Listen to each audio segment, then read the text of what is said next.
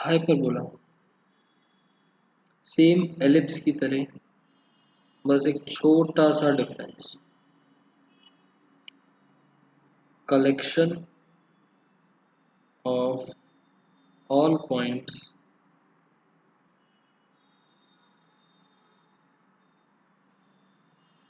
whose difference, वहां पर क्या था, सम डिफरेंस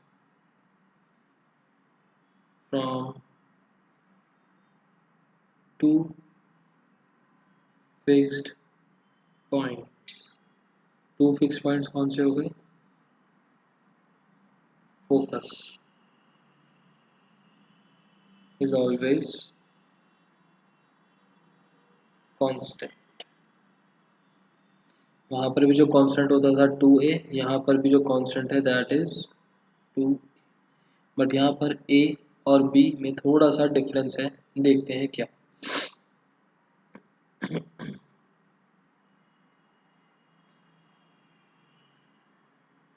पहला केस, इसकी फिगर थोड़ी सी अलग टाइप से है एंड देखना एक बारी।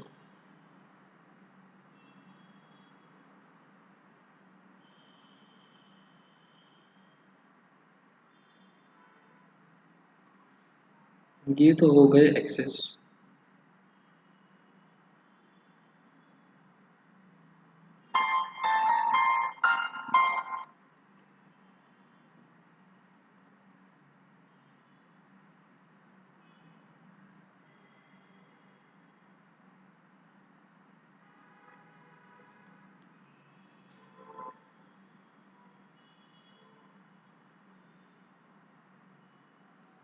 ठीक है। ये जो कर्व बनाए मैंने, दिस इज हाइपरबोला। ये रहा इसका फोकस नंबर 1, ये रहा इसका focus number 2। These are known as vertex v1 v2। जिस एक्सिस पर फोकस होता है उसको बोला जाता है ट्रांसवर्स एक्सिस, और जिस पर फोकस नहीं होता दूसरा वाला, उसको बोला जाता है कॉन्जुगेट एक्सिस। ध्यान रखने वाली बात यह है कि ये सेंटर क्या चीज़ है, सेंटर से वर्टेक्स 1 का डिस्टेंस और वर्टेक्स 2 का डिस्टेंस शुड बी सेम। मतलब -a,0 a,0। Focus same C से डिनोट होता है। अब A की बात हो गई, C की बात भी हो गई, B कहाँ पर है? सो B होता तो y एक्सिस पर है, बट समझाने के लिए अभी दूसरे ग्राफ में समझा दूंगा, यहाँ पर नहीं समझा रहा, ठीक है। एंड उसको समझाने का कोई लॉजिक वाली बात भी नहीं है, वो देख लेंगे क्या है B। बट B होता है कहीं यहीं पर, B यहाँ पर होता है, ठीक है। अभी डिस्कस करते हैं B कहाँ पर है। पहले हाइपरबोला क्या है। हाइपरबोला पे बहुत सारे पॉइंट्स हैं और उनका डिस्टेंस का डिफरेंस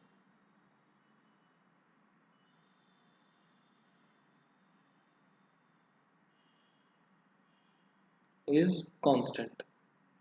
मतलब लेट से मैंने एक पॉइंट ले लिया P और ये पॉइंट ले लिया Q। सो P से F1 का डिस्टेंस और P से F2 का डिस्टेंस, इन दोनों डिस्टेंस का difference should be constant and same. आगे जब हम डिस्कशन करेंगे तब समझाता हूँ कि ये क्या है। नेक्स्ट पेज पे लिख देता हूँ या फिर पी F1 पी F2 इन दोनों के बीच का डिफरेंस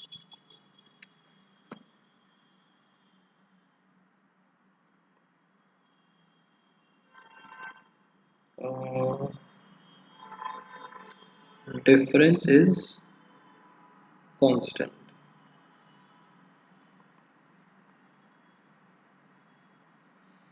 पी एफ वन, यहाँ पर F2 बड़ा है ना, तो F2 minus P F one, हमें सिर्फ डिफरेंस लेना है, पॉजिटिव नेगेटिव का नहीं सोचना, सिर्फ डिफरेंस, मतलब कि उन दोनों के बीच का गैप कितना है, इज सेम के। अगर मैं Q लेता तो Q से F1 का डिस्टेंस ज़्यादा है तो पहले वो ले लिया और फिर F2 के साथ देख लिया, इज सेम, और ये वैल्यू होगी कौन सी, 2a, मतलब दोनों वर्टिसेस के बीच का गैप। ठीक है, दोनों वर्टिसेस के बीच का गैप। ना हम मेंशन क्या क्या चीज़ें करते थे यहाँ पर, माइनर लेंथ और फोकस। ठीक है, सबसे पहले तो इसकी इक्वेशन बनेगी X square upon A square, plus की जगह आता है माइनस, हाइपरबोला में माइनस, एलिप्स में प्लस, यहाँ पर डिफरेंस है वहाँ पर सम था, Y square upon B square is equals to one, is equals to में हमेशा वन। एक्स एक्सिस पर वर्टेक्स आ रहे हैं तो ए, वाई एक्सिस पर बी इज इक्वल्स टू में वन। फोकस जो है वो हमारा plus minus C comma zero से ही डिनोट हो,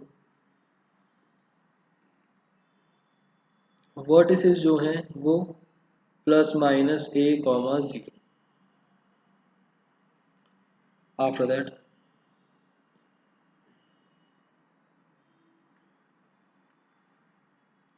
एक होता है ट्रांसवर्स एक्सिस, वहां पर क्या होता था, मेजर और माइनर, यहाँ पर दो वर्ड होते हैं, transverse axis and conjugate axis.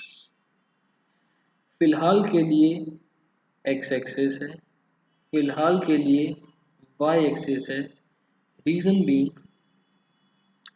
Transverse axis होता है वेयर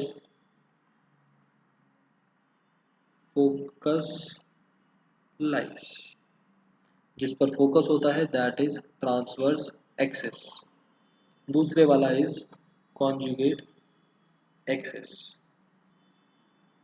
क्लियर। और हाइपरबोला में ए बड़ा हो, बी बड़ा हो, सी बड़ा हो, ऐसा कोई लॉजिक नहीं, सी हमेशा ए से बड़ा होगा, बस इतनी सी बात है, बिकॉज फोकस बाद में आ रहा है वर्टेक्स से, तो ए की लेंथ कम होगी, सी की लेंथ ज़्यादा होगी। एलिप्स में हम पढ़ते थे कि ए बी से भी बड़ा होता है, सी से भी बड़ा होता है, यहाँ ऐसा कोई सेंस नहीं है। एलिप्स में हम देखते थे कि x के नीचे बड़ा है या y के नीचे बड़ा है, उस हिसाब से फर्स्ट और सेकंड केस निकालते थे, बट यहाँ पर अलग तरीके से निकालते हैं, a और b कोई भी ग्रेटर हो सकता है, कोई भी स्मॉलर हो सकता है।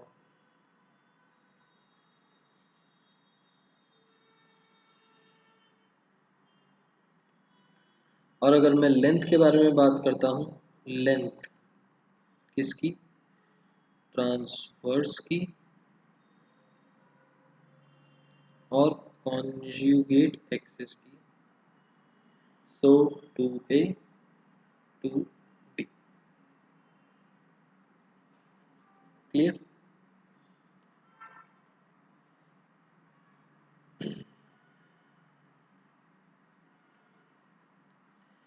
नेक्स्ट, जो दोनों के लिए टॉपिक सेम है,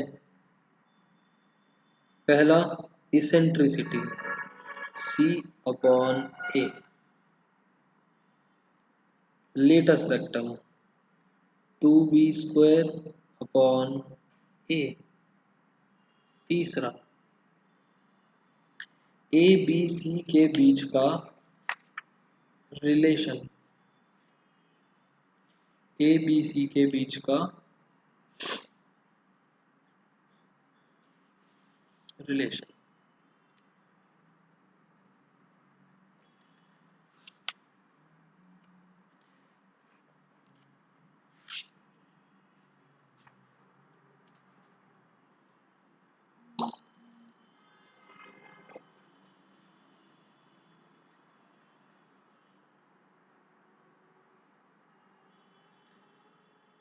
सी square is equals to A square plus B square. इसका मतलब ये हो गया पहला पॉइंट,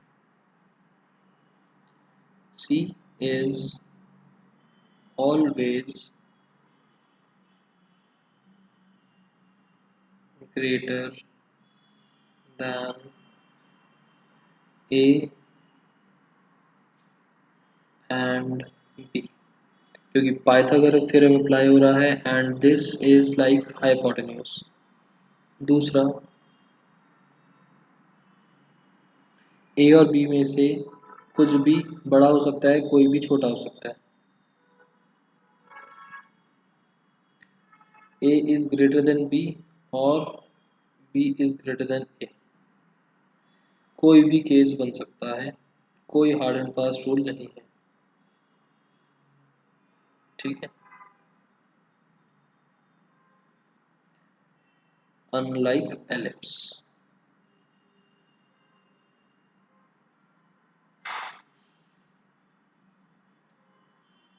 ये बात समझ में आई।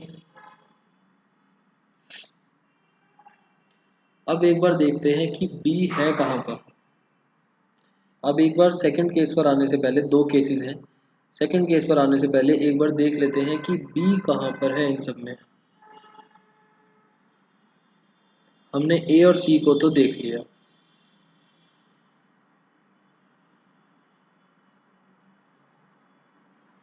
ये हमारा फर्स्ट वाला जो केस है ये आइडियल केस होता है, तो इसके accordingly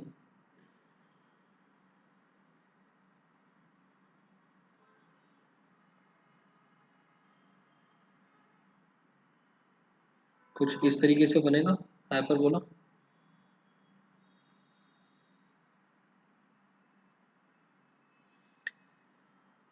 this is minus C, this is minus A and एक तरीके से सी। हम टेंजेंट बनाते हैं यहाँ से यहाँ पर,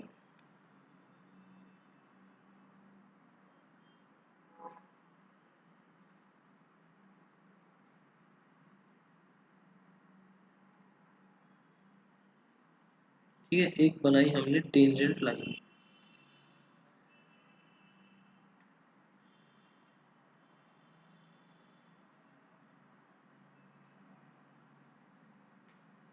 और ऐसे ही एक टेंजेंट लाइन बनाई यहाँ से यहाँ, ठीक है, हो सकता है सीधी ना बन पाए यहाँ पर,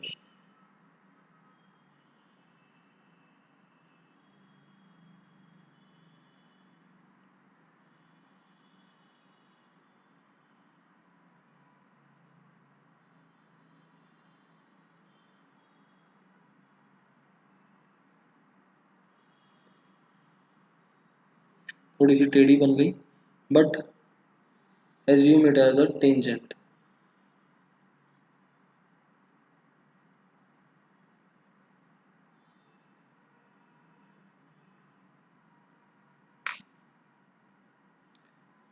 तो वर्टेक्स से अगर मैं एक परपेंडिकुलर बनाता हूँ, ये जहाँ इंटरसेक्ट करता है ऑन वाई एक्सेस, ये क्योंकि सीधा नहीं बना, यहाँ पर भी वो पॉइंट सेम ही आएगा, माइनस बी एंड बी।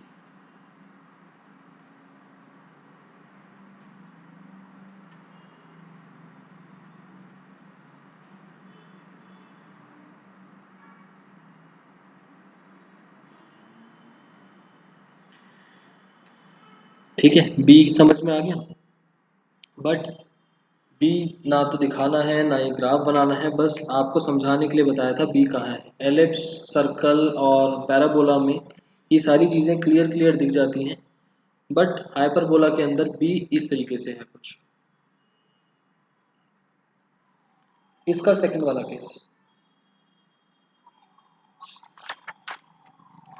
ऊपर वाला प्लस, अच्छा चलो, गलती से प्लस माइनस कर दिया मैंने, ये प्लस है ये माइनस है। सेकंड केस,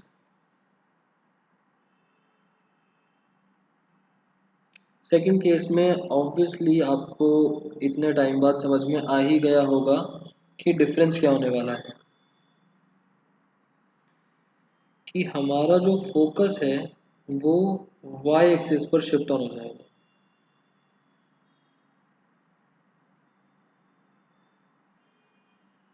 जो फोकस है वो वाई एक्सिस पर शिफ्ट ऑन हो जाएगा।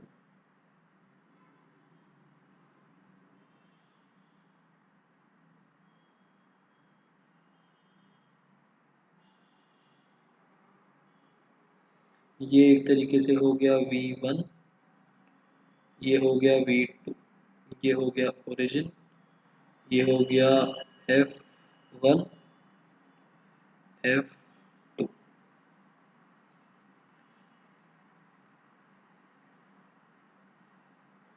ये एक्सिस हो गए and V1 0 comma A, 0 comma minus A, focus 0 comma minus C, 0 comma C. B की कैलकुलेशन उसी तरीके से ऑन एक्स एक्सिस होगा। इसकी इक्वेशन क्या बनेगी, क्योंकि फोकस वाई एक्सिस पर है और ए और फर्स्ट केस, क्या करना है फर्स्ट केस का,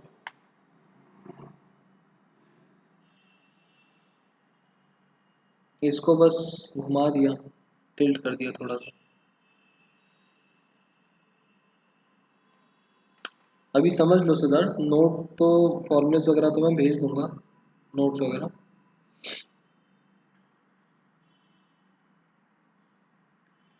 अब क्योंकि ए और बी के अंदर कोई वो नहीं है कि कैसे लिखें, और एलिप्स के अंदर तो वैसे भी पॉजिटिव होता है तो पहले एक्स लिखो वाई लिखो फर्क नहीं पड़ता, बट क्योंकि यहाँ पर वाई एक्सिस के ऊपर ए आ रहा है तो हम पहले लिखते हैं वाई, मतलब कि ये वाला केस है तो y पहले आता है और बाद में आता है x, और y का इंटरसेप्ट a था, x का इंटरसेप्ट b। पीछे स्क्वायर लगाए थे ना मैंने इसकी तरह, ठीक। Y square upon A square minus X square upon B square is equals to 1। Ellipse के अंदर हम क्या करते हैं, हम x को पहले ही लिखते हैं, बस नीचे के a और b इंटरचेंज कर देते हैं, x के नीचे b, y के नीचे a। लिखने का तरीका मतलब बन तो सेम ही जाता है, बस बीच में प्लस आ जाता है। और हाइपरबोला के अंदर हम y और x को मतलब कि एक तरीके से यही कर दिया, बट पहले y आ गया। अब एलिप्स में भी ऐसे ही लिखना चाहो तो लिख सकते हो, बीच में प्लस लगा देना, याद करने में थोड़ा इजी रहेगा। Hyperbola always negative, ellipse always positive. दूसरा, फोकस को हम यहाँ पर 0 कॉमा प्लस माइनस सी से डिनोट करते हैं, y पर है। वर्टेक्स भी आपका y पर आ गया। आफ्टर दैट ट्रांसवर्स एक्सिस कौन सा बना,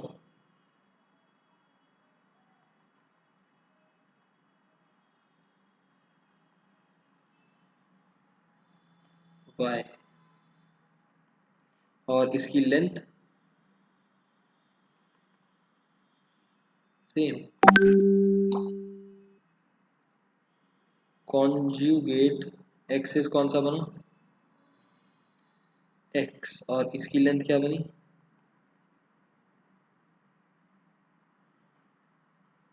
2b। ठीक है।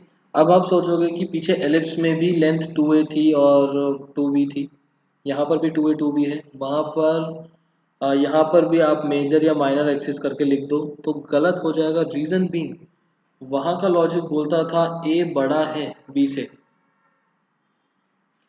तो इस वजह से ही उसका मेजर और माइनर एक्सिस करके नाम पड़ा। बट यहाँ पर अगर a की वैल्यू b से छोटी हुई तो आपने तो 2a को बोल दिया मेजर एक्सिस और 2b को माइनर एक्सिस, बट हो सकता है 2b की वैल्यू बड़ी आ जाए।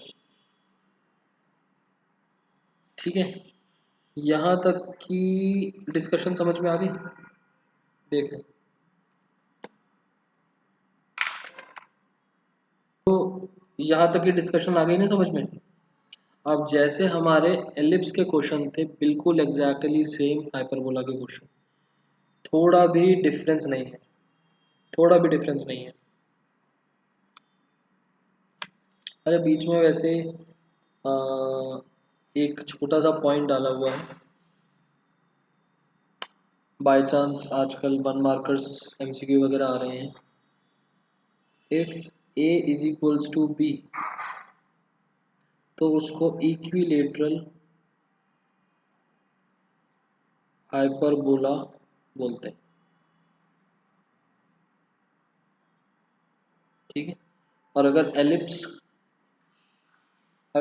के अंदर ए इज इक्वल्स टू बी होता है तो वो सर्कल बन जाता है, ठीक है।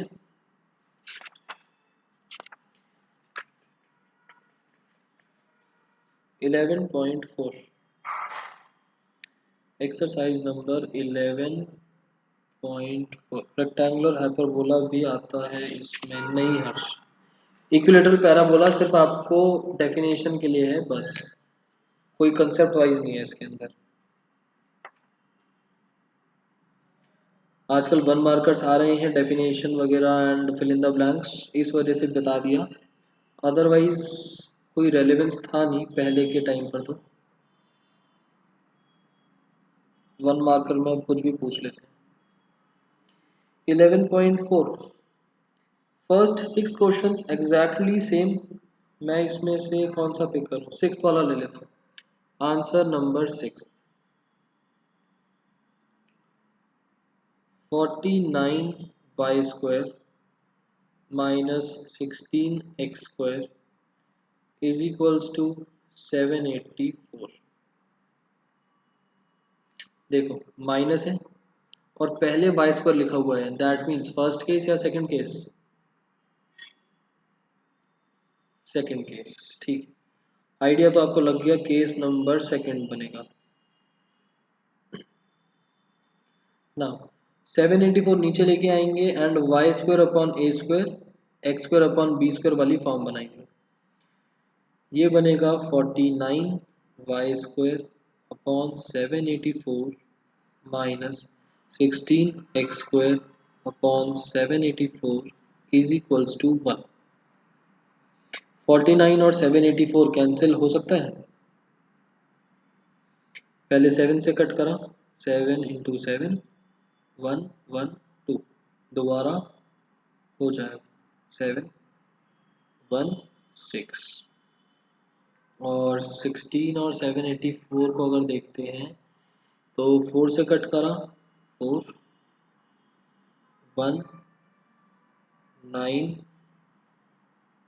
6, दोबारा 4 से कट करा 4 9, ठीक है। तो ये बन गया y² अपॉन 16 का मतलब 4 का स्क्वायर माइनस x² अपॉन 49 का मतलब 7 का स्क्वायर इज इक्वल्स टू 1, ठीक है ना।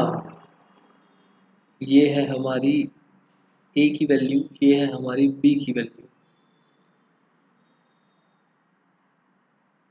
here a is equals to 4 and b is equals to 7, तो c क्या आएगा, therefore c² is equals to a² plus b², therefore c की वैल्यू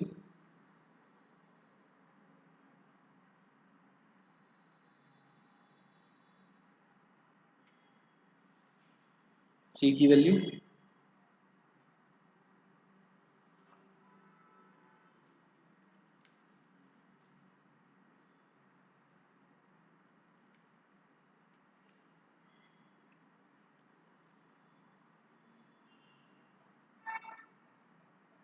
जल्दी बताओ।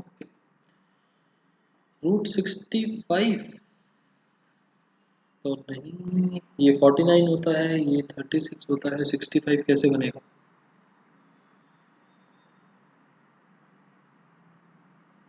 चलो सॉरी 16 होता है, सॉरी सॉरी मेरे दिमाग में 36 चल रहा था। 49 प्लस 16 √65,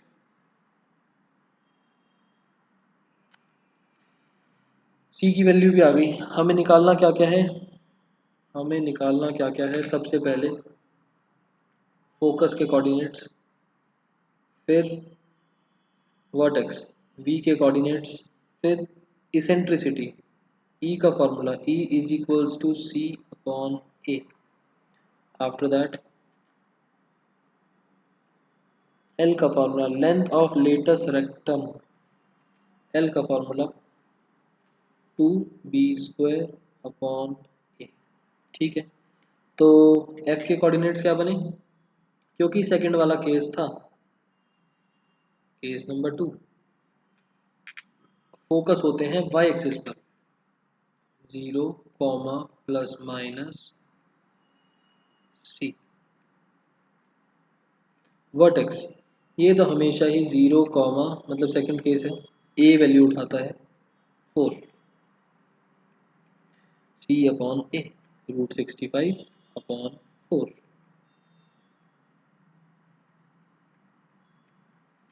2b² बाय ए, 2b का स्क्वायर अपॉन, नहीं b है 7, 7 का स्क्वायर अपॉन ए। तो 2 और 4 कट हुए, ये बन गया 49/2। क्लियर?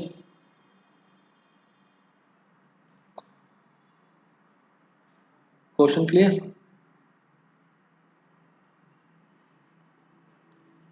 ठीक है, नीचे के क्वेश्चंस 7, 8 और 9 बिल्कुल सेम लॉजिक पर है, बताओ कौन सा डिस्कस करें। 7, 8, 9।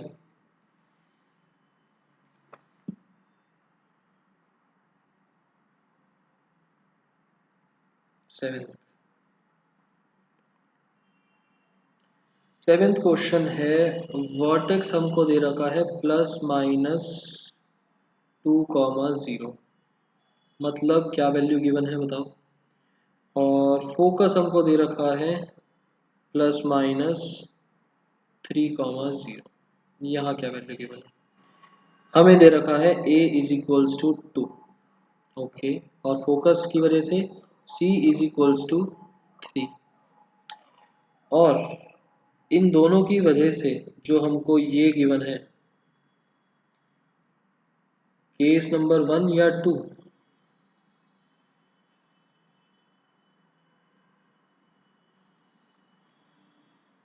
केस नंबर 1, क्योंकि focus lies on x axis, focus lies on x axis, focus और वर्टेक्स दोनों ही एक्स एक्सिस पर। केस नंबर 1, एक इन दोनों की हेल्प से हम बी और निकाल लेते हैं, a² + b² is equals to c² होता है, 4 + b² is equals to 9, b² का मतलब आ गया 5, तो b की वैल्यू आ गई √5। और केस नंबर 1 है, केस नंबर 1 का मतलब equation will be x² upon a² plus, plus नहीं minus y² upon b² is equals to 1, x² upon 4 minus y² upon b² is 5 is equals to 1। LCM वगैरह लेंगे, LCM लेने के बाद बनेगा 5x² minus 4y² is equals to 20। किसी भी form में आंसर छोड़ सकते हो, वैसे तो मैंने एलसीएम ले लिया। Question clear?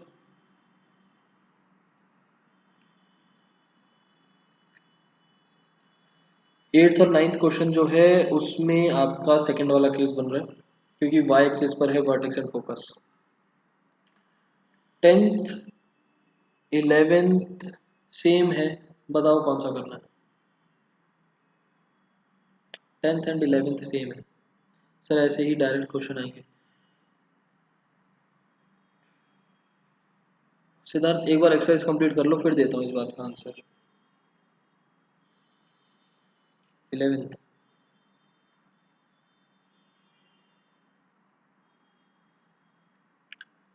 Answer number 11। Focus दे रखा है आपको 0, ±13, मतलब केस वैल्यू कौन सी दी है, c इज इक्वल्स टू 13, और केस कौन सा दिया है, केस नंबर 2 आइडेंटिफाई आपने कर लिया होगा। कॉन्जुगेट एक्सेस की लेंथ है 24। Okay, length of conjugate axis कितनी होती है, 2a या 2b,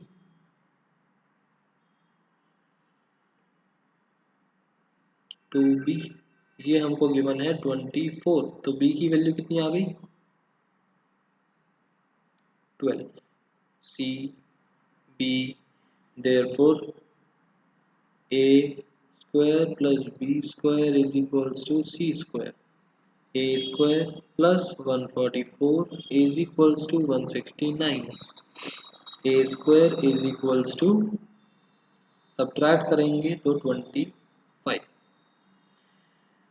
अब हमें निकालनी है इक्वेशन, निकालनी। केस नंबर 2 की equation is y square upon a square minus x square upon B 12 है, 144 इज इक्वल्स टू 1। क्लियर। देखो मैंने a की वैल्यू इसलिए नहीं निकाली क्योंकि इक्वेशन में तो a स्क्वायर ही पुट होना है, तो अननेसेसरली मैं a क्यों निकालूं, ठीक है।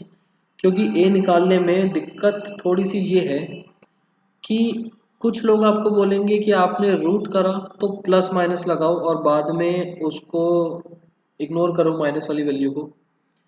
कुछ लोग ये भी बोल सकते हैं कि आपने रूट करा, प्लस और माइनस दोनों हो सकते हैं because a is the coordinate, और जब आप लेंथ निकाल रहे हो तब उस माइनस वाली वैल्यू को इग्नोर करो कि आप लेंथ निकाल रहे हो and length can not be negative. So उस केस पर जाओ ही ना तो ज़्यादा अच्छा, बिकॉज ए की कोई नीड ही नहीं है हमको। इसके बाद 12th और 13th सेम है, कौन सा करें, 12th एंड 13th।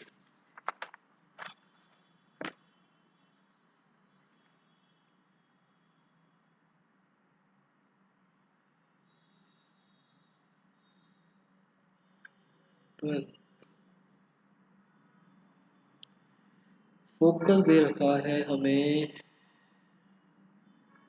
±3√5, मतलब c की वैल्यू हो गई 3√5। ठीक है, मतलब मैं यही चीज़ समझाने की कोशिश कर रहा था, क्योंकि यहाँ पर कोऑर्डिनेट है तो प्लस माइनस दोनों लगा दिए, बट फिलहाल मैं सिर्फ c की वैल्यू देख रहा हूँ तो मैंने पॉजिटिव ही ले लिया उसको।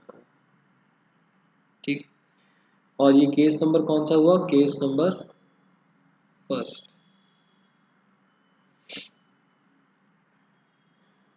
और क्या गिवन है, लेटेस्ट रेक्टम की लेंथ है 8। ओके, एल का मतलब है 8 और फॉर्मूला होता है 2b² bye a।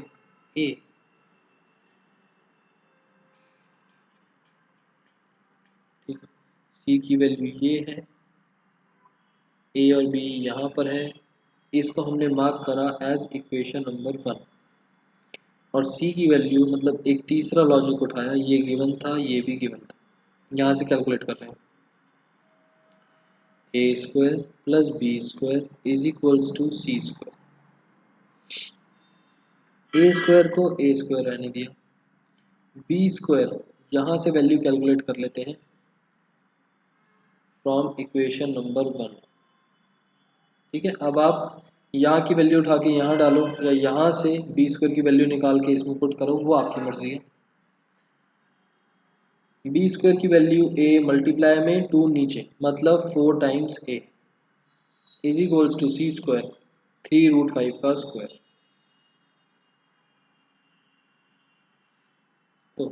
A square plus 4a minus ये बनेगा 9 into 5 45 minus 45 is equals to 0। Middle term split करेंगे तो दैट विल बी फैक्टर्स क्या आएंगे 9 एंड माइनस 5।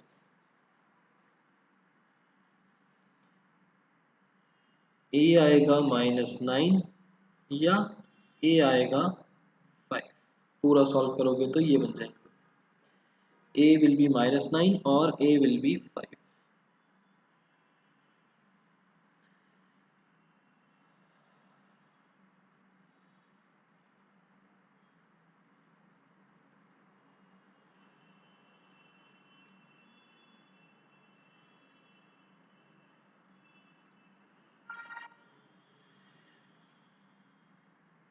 दोनों वैल्यूज पॉसिबल हैं या नहीं? -9 not possible on the grounds of not possible because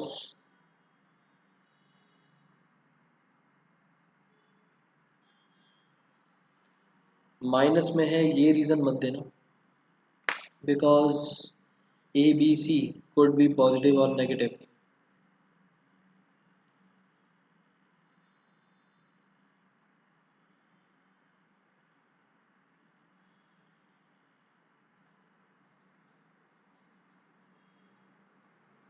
C positive है हर्ष कोई फर्क नहीं पड़ता।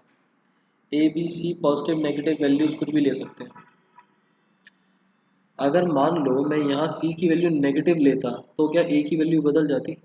बहुत क्लियर हो रहा है ना यहाँ पर। प्लस माइनस से सच कुछ फर्क नहीं पड़ता बस हम कैलकुलेशंस इजी बनाने के लिए पॉजिटिव ले लेते हैं।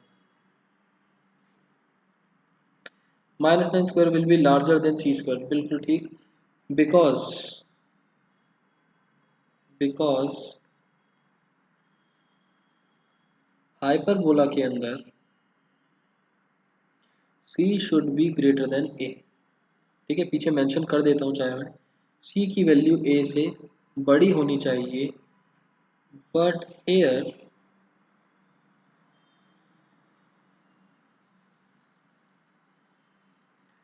For a is equals to -9 we get a is greater than c which is not possible। ठीक है अब आप बोलोगे कि c की वैल्यू तो 4√5 थी हमने a से कंपेयर कैसे करा? तो अगर आपके पास c is greater than a है that also means C square की वैल्यू भी a स्क्वायर से बड़ी होगी। तो c स्क्वायर है 3√5 का स्क्वायर 45 तो a स्क्वायर की वैल्यू 45 से छोटी ही होनी चाहिए। ये 25 बनाएगा ये 81 बनाएगा not possible. This could be possible. Clear?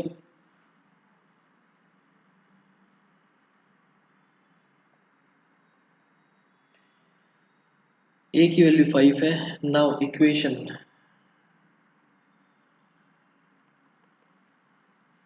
क्योंकि केस नंबर 1 था तो X square upon A square आएगा 25 5 का स्क्वायर minus Y square upon B की वैल्यू थी।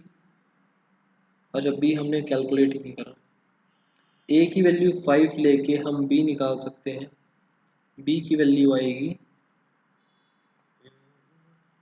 ए की वैल्यू 5 ली सो 8 इंटू 5 40 नीचे 2 डिवाइड में आया 20 बी स्क्वायर की वैल्यू आ गई 20 तो बी स्क्वायर लिख रहा हूँ बी स्क्वायर की वैल्यू आ गई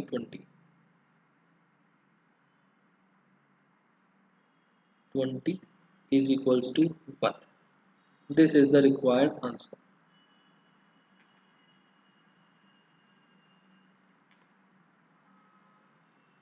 क्लियर? सो यहाँ पर एक पॉइंट हमारे पास आया कि कहाँ पर मेंशन करा जाए।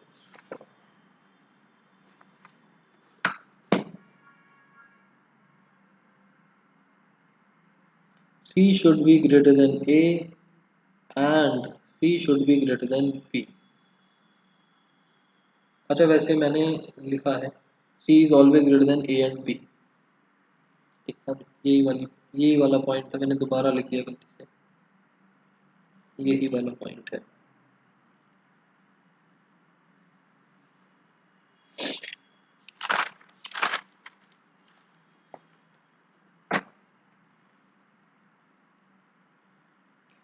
ठीक है, ध्यान रखना हमने माइनस की वजह से इग्नोर नहीं करा उसको।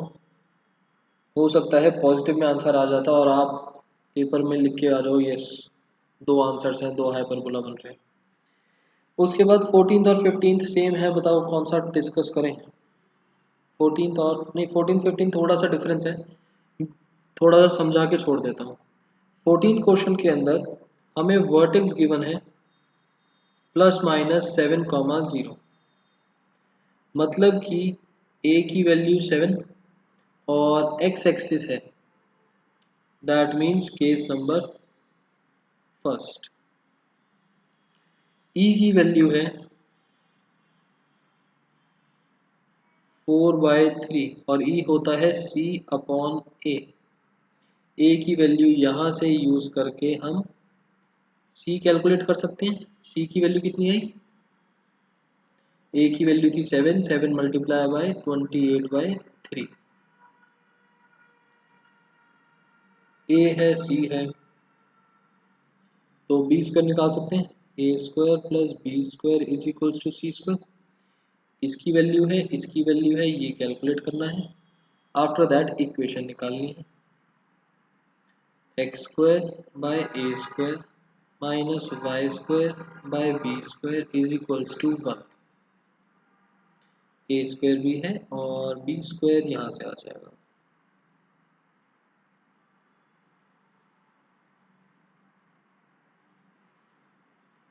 कर लोगे, this will be the answer.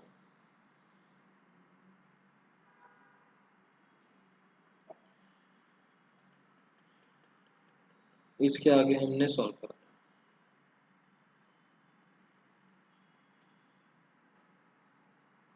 कर लोगे ना ये वाला क्वेश्चन। ओके, नेक्स्ट क्वेश्चन देखते हैं आप 15। फोकस है, गिवन है 0, प्लस माइनस √10, मतलब c की वैल्यू हो गई √10 और केस नंबर हो गया 2।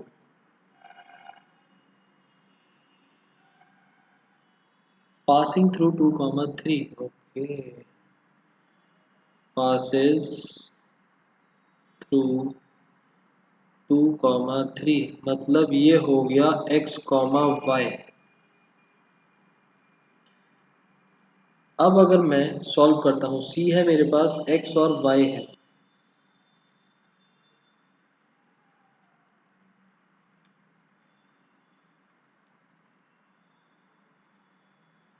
पहली चीज तो मैं a square plus B square is equals to c square से निकालूंगा।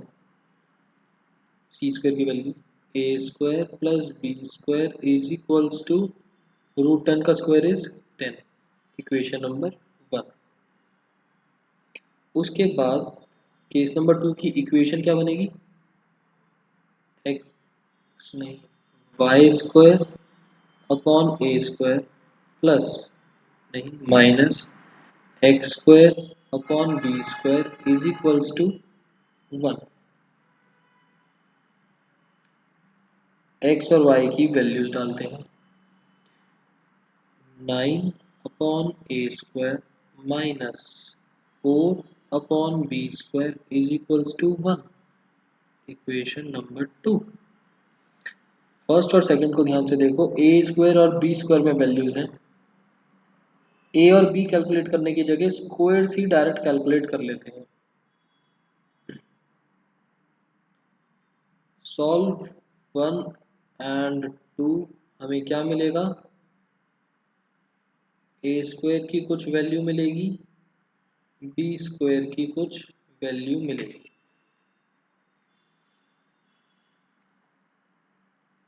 ठीक है, after that equation will be X square Y square upon A square minus X square by B square is equals to 1। A square की value यहाँ से, B square की value यहाँ से, वैल्यू डल जाएगी, वैल्यू डल जाएगी, y and x as it is. Clear?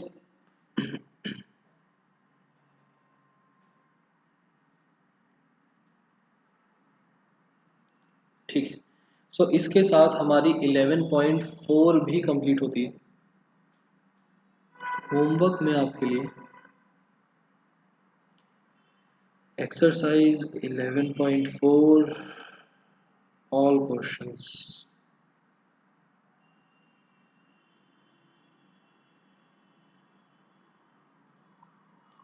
ठीक है, इसके बाद जो आपका संडे टेस्ट होगा उसके अंदर आपका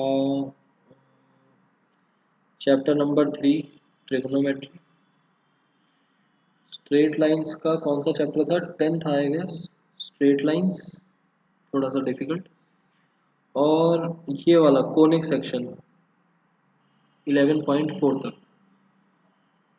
ट्रिग्नोमेट्री अभी मत लो।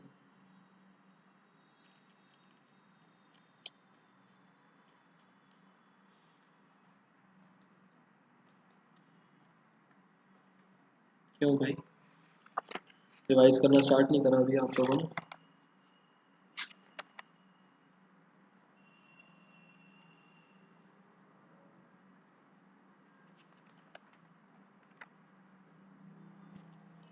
प्रोबेबिलिटी कर लेते हैं फिर।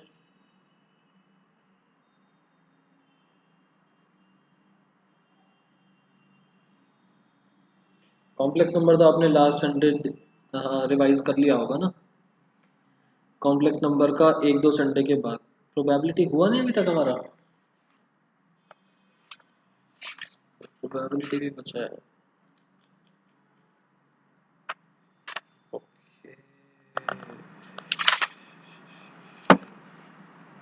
हो गया। अरे सिद्धार्थ, क्या कर रहे हो?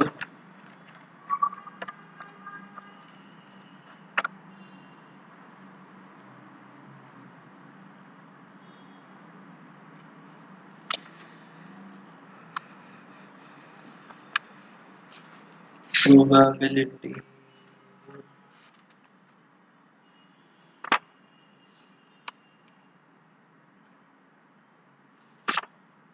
हो गया हमारा प्रोबेबिलिटी, क्योंकि मुझे नहीं याद आ रहा कि हमने करा था नहीं करा था। चलो, आप लोग बोल रहे हो गया होगा। So probability this chapter till 11.4, miscellaneous नहीं आएगी, और चैप्टर नंबर 10। अब बात आती है सिद्धार्थ जो आपने पूछा था, इस चैप्टर के अंदर 4 एक्सरसाइज हैं, 4 टॉपिक्स हैं और एक मिसलेनियस बना रखी है। जनरली होता क्या है कि जितनी भी एक्सरसाइजेज हैं मिसलेनियस में उसका कॉम्प्लेक्स क्वेश्चन बना के दे देते हैं, बट इस चैप्टर में आपको 4 एक्सरसाइजेज 4 डिफरेंट टॉपिक पर नॉर्मल तरीके से दे रखी हैं, और मिसलेनियस में प्रैक्टिकल बेस्ड क्वेश्चंस दे रखे हैं हर टॉपिक के। मिसलेनियस के अंदर जैसे चारों एक्सरसाइजेज में आपने अगर देखा हो, प्रैक्टिकल बेस्ड क्वेश्चन कुछ भी नहीं था, सीधा फॉर्मूला बेस्ड था, सीधा फॉर्मूला अप्लाई हुआ, सीधी सीधी चीज़ें पूछी थी। बट मिसलेनियस के अंदर सारे के सारे क्वेश्चंस प्रैक्टिकल बेस्ड हैं, एप्लीकेशन बेस्ड हैं, सो वो थोड़ी सी टिपिकल हो जाती है, बट बहुत ज़्यादा वैरायटी ऑफ क्वेश्चंस नहीं बनते। गिने चुने 8-10 क्वेश्चंस हैं, वही घुमा फिरा के अलग अलग वैल्यूज़ के साथ आ जाते हैं। सो वो सारे क्वेश्चंस एक बार देख लेंगे और मिसलेनियस भी हमारी कवर हो जाएगी। मिसलेनियस एग्जाम्पल भी करा देना संगिनी। इस चैप्टर के अंदर मिसलेनियस के क्वेश्चन और मिसलेनियस के एग्जाम्पल्स सेम है, मतलब क्वेश्चंस और एग्जाम्पल्स आपके कंबाइन हो जाएंगे। आप चाहे एग्जाम्पल्स कर लो चाहे क्वेश्चंस।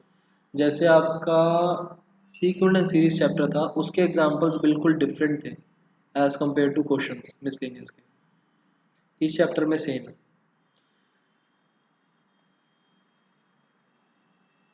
ठीक है सिद्धार्थ।